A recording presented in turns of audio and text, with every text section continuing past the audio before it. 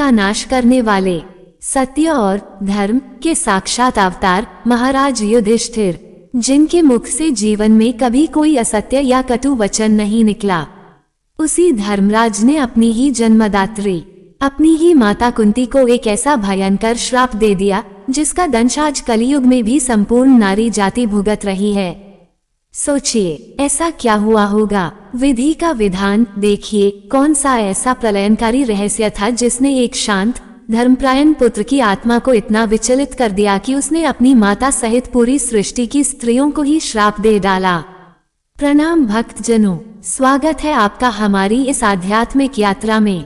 महाभारत केवल रणभूमि, योद्धाओं और प्रतिशोध की कथा नहीं है, बल्कि यह मानवीय भावनाओं और कर्मों के फल का सबसे गहरा सागर है।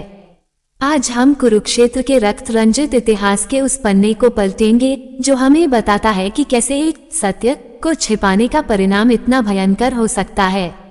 आज हम जानेंगे उस महाश्राप की कथा जो हर नारी के जीवन से जुड़ी है।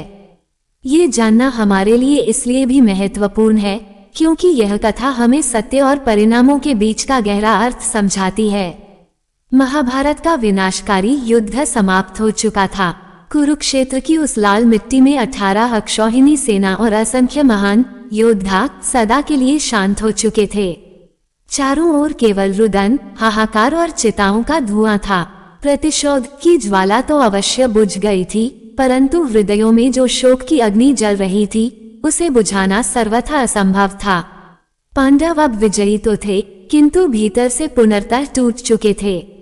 महाराज युधिष्ठिर अपने अनुजों और द्रौपदी के साथ पवित्र गंगा के तट पर पहुंचे। ये बेला उन सभी मृत आत्माओं को जलांजलि और तर्पण देने की थी जिन्होंने इस महायुद्ध में अपने प्राणों की आहुति दी थी। धर्म की स्थापना तो हो गई थी, परंतु उसकी कीमत बहुत भारी थी। महाराज युधिष्ठिर अत्यंत दुखी मन से सभी स्वजनों का तर्पण कर रहे थे। तर्पण की उस शोकपूर्ण बेला में जब युधिष्ठिर एक एक करके सभी मृत बंधु बांधवों को जलांजलि दे रहे थे, तभी वहां माता कुंती का आगमन हुआ। उनके नेत्रों से अश्रुओं की अविरल धारा बह रही थी। एक ऐसा बोझ, एक ऐसा प्रलयनकारी रहस्य जिसे उन्होंने जीवन भर अपने हृदय में दबाए रखा था, आज वह फूट पड़ने को आतुर था। कुंती कांपते हुए स्वर में बोली, पुत्र युधिष्ठिर, एक महान योद्धा और है जिसे तुम्हें तर्पण देना है। अंगराज कर्ण को भी अपने ज्येष्ठ भ्राता के रूप में जलांजलि दो। ये सुनते ही मानो पांडवों के पैरों तले से धरती खिसक गई। कुंती ने रुंधे हुए गले से उस विधि के विधान को उजागर किया कि जिसे वे जीवन भर सूतपुत्र समझकर घृणा करते रहे, वह सूर्यपुत्र कर्ण वास्तव में उनका सगा बड़ा भाई था। माता कुंती के मुख से यह कठोर सत्य सुनते ही धर्मराज युधिष्ठिर मानो जड़वत हो गए। उनके हाथों से तर्पण का जल छूटकर रेत पर गिर पड़ा। जिस अंगराज कर्ण को उन्होंने आजीवन अपना परम शत्रु माना, जिसे रणभूमि में एक दुर्जय योद्धा मानकर जिसका वध किया गया, वो उनका अपना ज्येष्ठ भ्राता था। ये कैसा क्रूर विधि का विधान था। युधिष्ठिर का हृदय घोर पश्चाताप और आत्मग्लानि की अग्नि में धू धू कर जलने लगा। उन्होंने रुदन करते हुए कहा, हे माते, यह आपने क्या किया? एक तुच्छ राज्य के लिए हमने अपने ही सगे भाई का रक्त बहा दिया। यदि यह सत्य हमें ज्ञात होता तो हम हस्तिनापुर का संपूर्ण साम्राज्य उनके ही चरणों में अर्पित कर देते। इस भयंकर सत्य ने धर्म के पथिक युधिष्ठिर की आत्मा को पूरी तरह से छिन्न भिन्न कर दिया। ज्येष्ठ भ्राता कर्ण की मृत्यु का सत्य जानकर केवल युधिष्ठिर ही नहीं, बल्कि सभी पांडव फूट फूट कर विलाप करने लगे। विशेषकर अर्जुन, जिनके बाणों ने निहत्थे कर्ण के प्राण लिए थे, वे अपने ही गांडीव और हाथों को धिक्कारने लगे। अर्जुन का हृदय प्रतिशोध की उस ज्वाला को कोसने लगा जिसने उन्हें भ्रातृहत्या का महापापी बना दिया था। भीमसेन का बलशाली शरीर भी इस सत्य के वज्र प्रहार से कांप उठा। सभी भाइयों ने अश्रुपूर्ण नेत्रों से माता कुंती की ओर देखा और व्यथित होकर पूछा, हे माते, ऐसा कौन सा भय था जिसने आपको इतना बड़ा रहस्य छिपाने पर विवश कर दिया? एक मां होकर आपने अपने ही पुत्रों को एक दूसरे के रक्त का प्यासा कैसे बनने दिया?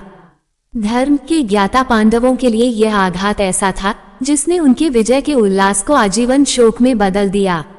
विलाप करते करते महाराज युधिष्ठिर की गहरी पीड़ा अब एक भयानक आक्रोश में परिवर्तित होने लगी। उनका रोम रोम कांप रहा था। उनके अंतर्मन ने ये स्वीकार कर लिया कि यदि माता कुंती ने ये सत्य पहले बता दिया होता तो न कुरुक्षेत्र का यह महाविनाश होता और न ही उन्हें भ्रातृ हत्या का यह महापाप लगता। धर्म के मार्ग पर चलने वाले युधिष्ठिर को ये भान हुआ कि केवल एक रहस्य छिपाने के कारण ही असंख्य योद्धा अकारण मारे गए। उनका हृदय चीत्कार कर उठा कि प्रतिशोध की इस ज्वाला का मूल कारण तो अपनों का ही मौन था। इस असहनीय पीड़ा, शोक और आत्मग्लानि से विक्षिप्त होकर सत्यवादी युधिष्ठिर ने कांपते हुए अपने दोनों हाथ आकाश की ओर उठा लिए। उनके नेत्रों में धधकती वेदना अब एक प्रलयनकारी श्राप का रूप लेने को आतुर थी। शोक की पराकाष्ठा पर पहुंचकर धर्मराज युधिष्ठिर ने अपनी माता कुंती की ओर देखा और अश्रुपूर्ण नेत्रों से वह महाश्राप दे दिया जिससे तीनों लोक सिहर उठे। उन्होंने कहा, हे माते, यदि आपने ये सत्य न छिपाया होता तो आज कुरुवंश का ये विनाश न होता। आपके एक रहस्य ने हमें प्रतिशोध की अग्नि में भस्म कर दिया। फिर आकाश की ओर मुख करके उन्होंने अत्यंत पीड़ा में वो प्रलयनकारी घोषणा की, आज मैं युधिष्ठिर अपनी माता कुंती के साथ संपूर्ण नारी जाति को ये भयंकर श्राप देता हूँ कि आज के पश्चात सृष्टि की कोई भी स्त्री अपने हृदय में कोई भी रहस्य कभी छिपाकर नहीं रख सकेगी। ये विधि का विधान बन गया। धर्म के मार्ग पर चलते हुए एक आहत पुत्र का ये श्राप आज भी अमिट है। महाश्राप देने के पश्चात भारी मन और अश्रुपूर्ण नेत्रों से महाराज युधिष्ठिर ने अपने ज्येष्ठ भ्राता अंगराज कर्ण का पूरे विधि विधान से तर्पण किया। जो महान योद्धा जीवन भर अपने वास्तविक सम्मान और धर्म के अधिकार से वंचित रहा, उसे मृत्यु के उपरांत पांडवों ने ससम्मान अपने अग्रज के रूप में स्वीकारा।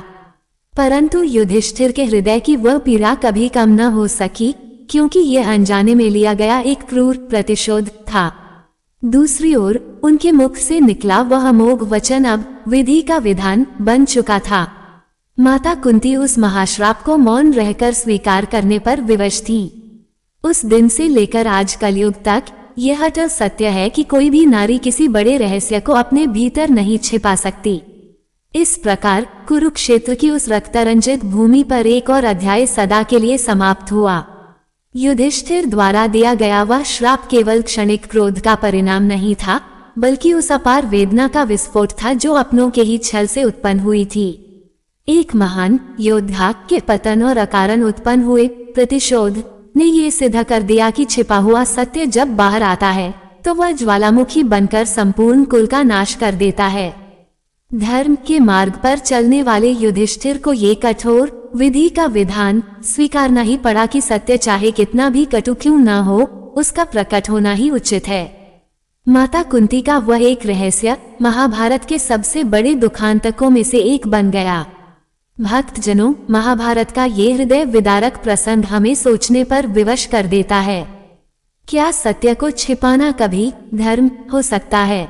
एक छिपा हुआ सत्य भविष्य में ऐसे प्रतिशोध और विनाश को जन्म दे सकता है जिसकी हम कल्पना भी नहीं कर सकते।